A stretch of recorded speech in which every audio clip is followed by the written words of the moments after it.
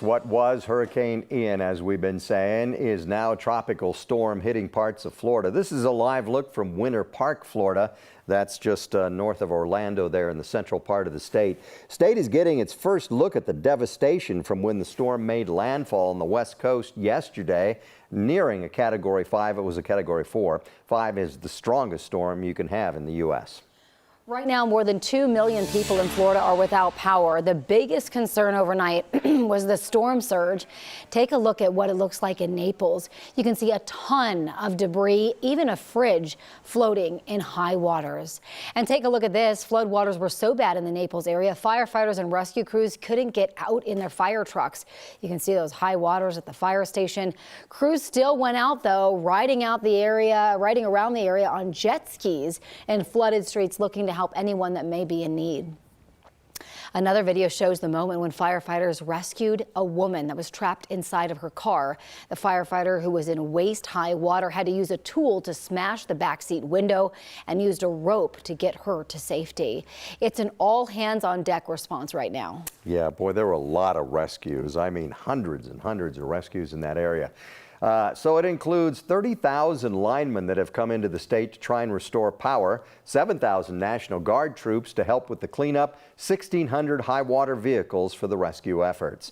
And while first responders on the ground will focus on those immediate needs, here in Colorado, a group of doctors is looking at the bigger picture. 9 News reporter John Glasgow joins us with more on that. Good morning, John. Good morning to you. And when this stuff happens here with these hurricanes, there's such devastation, and the fallout happens for weeks. And extreme weather events like this that we're seeing with Ian, they are rare, or at least they used to be. But with climate change, we're seeing more and more of them. And you think of the extreme heat, the wildfires, the air quality, water security, all of these things can take a toll on people's lives and the healthcare systems that are in place.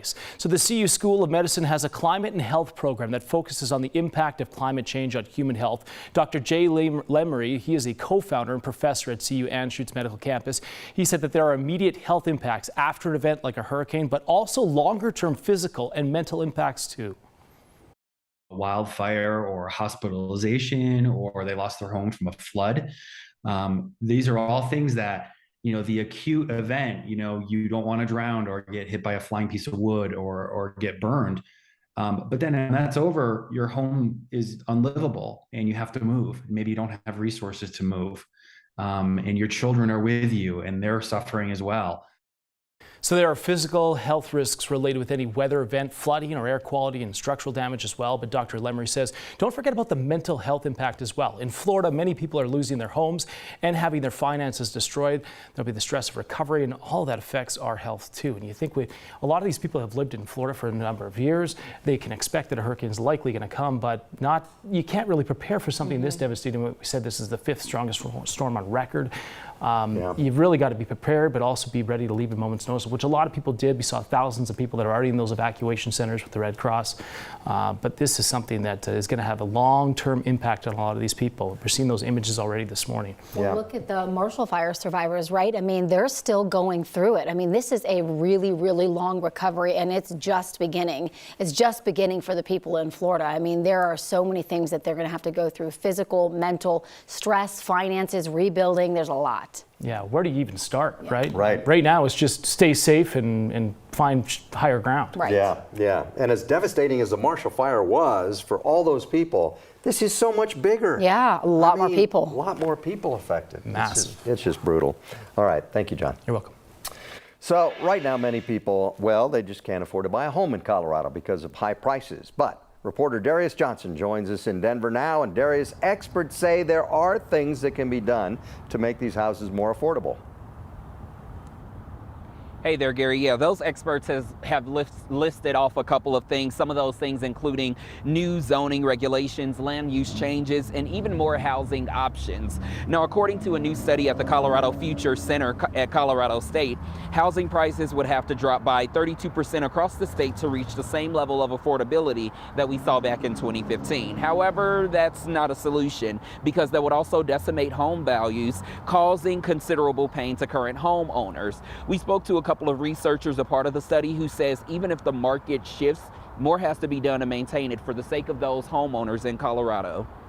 just because prices are likely to correct somewhat, given what's happening in the economy, we can't stop having the conversations about other policy and other measures that need to happen in order for affordability to be restored. Now, those same experts say that lawmakers need to get involved in the affordable housing conversation, especially for those more desirable areas like the high country. Many of those mountain towns and resort areas, they've dealt with many challenges over the years, especially also dealing with increasing prices when it comes to these homes as well, Gary. Boy, I mean, I'm old, but I think back to my first house that I bought, and it was under $100,000. I mean, you know, it's incredible. That's the one thing that you continue to hear these days. You have people who were able to buy homes back in early 2000s, 2010 and prior. And now, I'll say I've been looking for a condo around the city, $350,000 and higher. So it's crazy. It is crazy how fast and how high the prices have gone. All right, Darius, thank you much. But your interest rate was what, 14%? It was. Yeah, it was that. high. Yeah. Keep your eyes on the road and you could see some beautiful art. Artists across Denver are getting involved in traffic safety by drawing on the streets. The city's Community Streets program funds community groups and artists to paint temporary street murals at intersections and sidewalks. The city's transportation planning team says this artwork is typically next to schools and parks to create safe walking and biking zones, and drivers slow down when they see something different on the road. How can we get families to walk to and from school? How can we provide them that wayfinding? How can we provide beautiful aesthetics to the neighborhood and build community around these spaces?